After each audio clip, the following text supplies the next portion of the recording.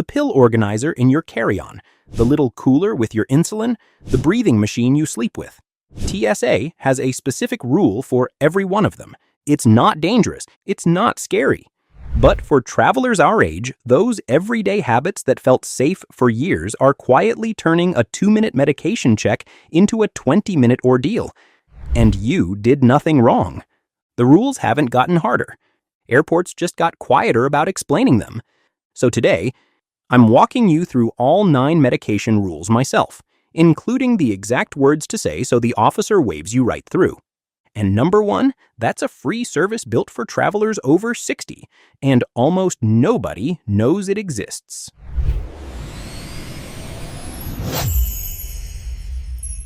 Number 9, the bag your medication should never ride in. Here's what's actually happening. Checked bags get lost.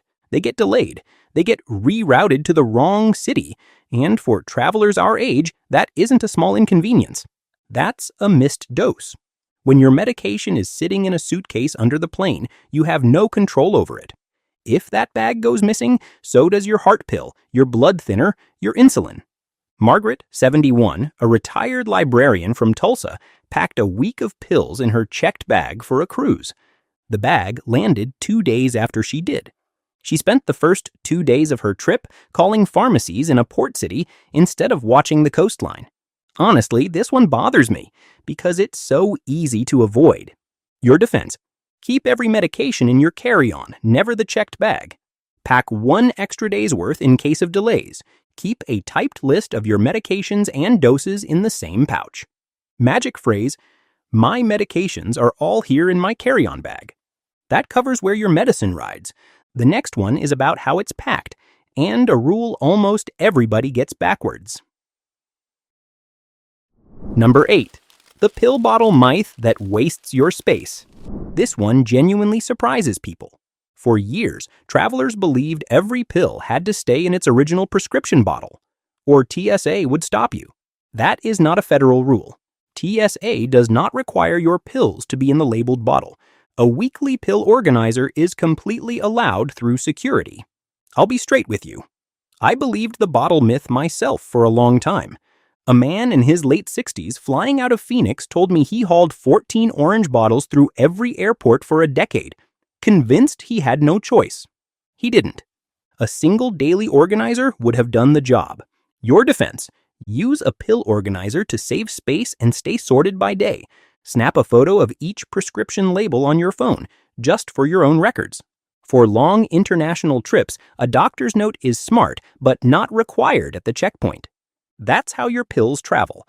This next one is the rule that trips up nearly every senior at the liquids bin. Number 7, the liquid rule that doesn't apply to you. Here's something the signs at security never explain. You've seen the rule for years.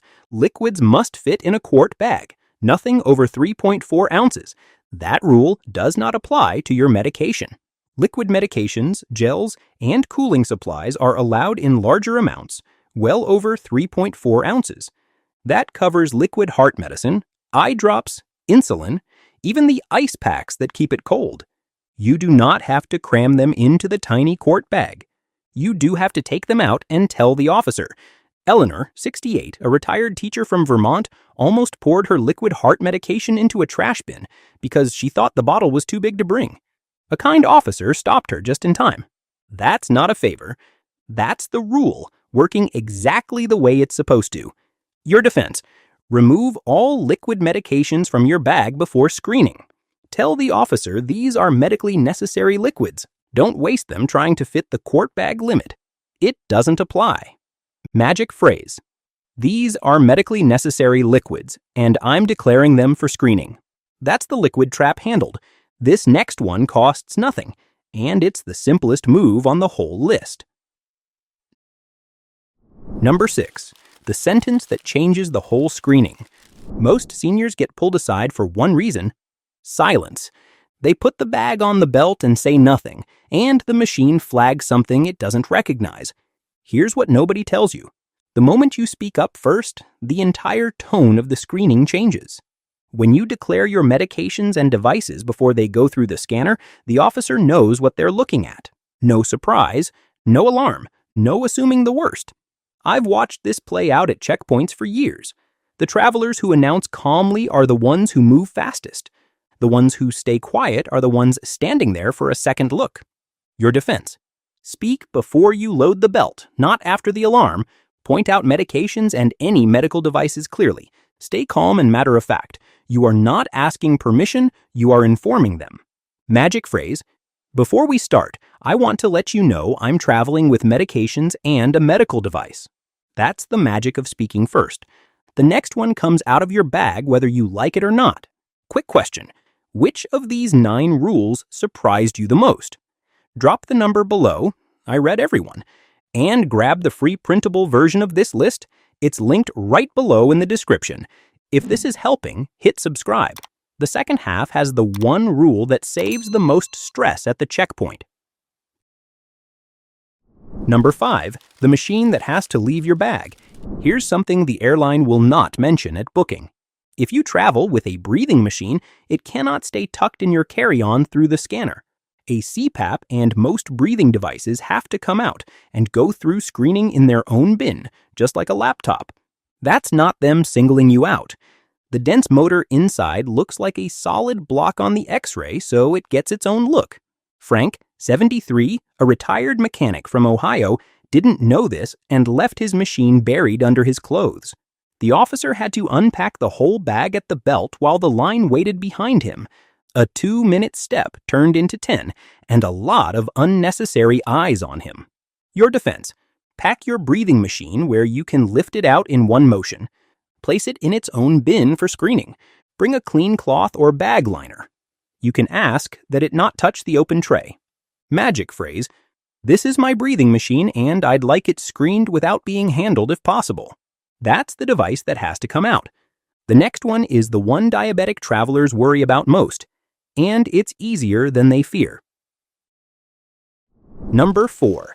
The diabetic supplies seniors panic over for no reason.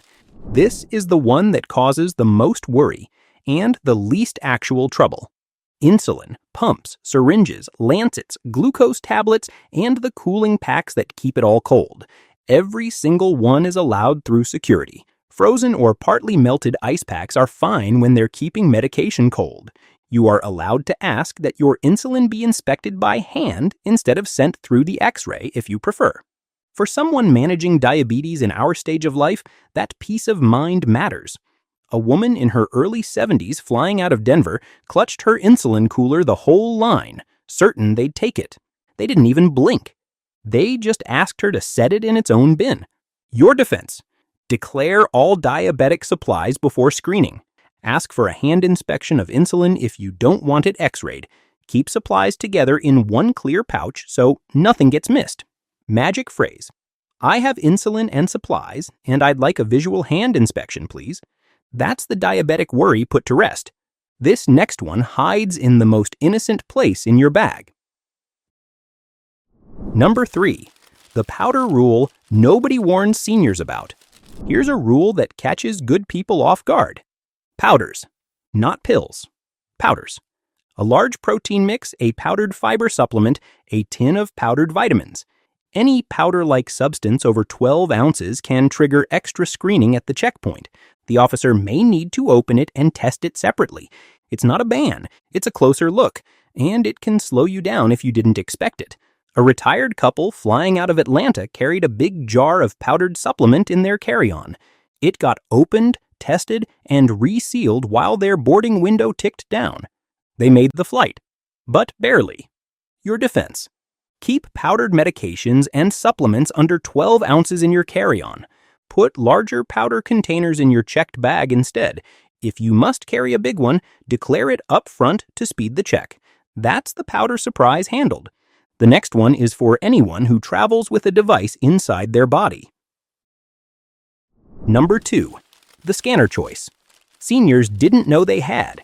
Here's something a lot of travelers our age never get told. If you have a pacemaker, a defibrillator, or an insulin pump, you have a choice at the scanner. You do not have to walk through the body imaging machine if you'd rather not. You can request a pat-down screening instead. Many device makers simply advise letting the officer know, and a pat-down removes all doubt. It is your right to ask, and it is routine for them. A man in his mid-70s with a new pacemaker stood frozen at the machine, unsure if it was safe.